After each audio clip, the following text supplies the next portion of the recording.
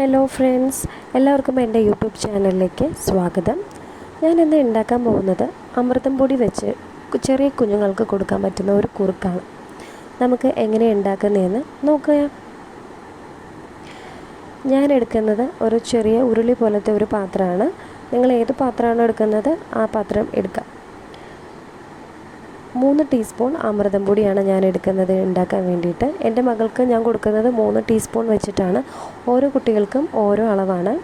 3 ടീസ്പൂണിലേക്ക് 1 glass വെള്ളം ഒഴിച്ച് ഒട്ടും കട്ടയില്ലാതെ നന്നായിട്ട് ഇളക്കി കൊടുക്കുക. ഒട്ടും കട്ട ഉണ്ടാവാൻ പാടില്ല. കട്ട ഉണ്ടായാലും അത് കുഞ്ഞുങ്ങൾക്ക് നമ്മൾ ഉണ്ടാക്കുന്ന വരെയും കട്ട പിടിച്ചിരിക്കും. കുഞ്ഞുങ്ങൾക്ക് കഴിക്കാനും ബുദ്ധിമുട്ടാവും. നന്നായിട്ട് ഇളക്കി കട്ടയില്ലാതെ ഉടച്ചു കൊടുക്കുക നന്നായിട്ട്. അതിനുശേഷം ഗ്യാസ് ഓണാക്കുക. ഗ്യാസ് ഓൺ ചെയ്ത് നമുക്കിത് ഗ്യാസിലേക്ക് വയ്ക്കാം.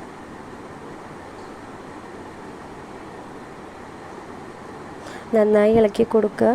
കാര്യം അത് പെട്ടെന്ന് കുറുകി വരും. പെട്ടെന്ന് കുറുകി വരുന്നതാണ് അമൃതം പൊടി. അപ്പം നന്നായിട്ട് വേവണം. നന്നായിട്ട് വെന്താൽ മാത്രമാണ് നമ്മുടെ കുട്ടികൾക്ക് ദഹിക്കാൻ ബുദ്ധിമുട്ടാവും. നന്നായി ഇളക്കി കൊടുക്കുക.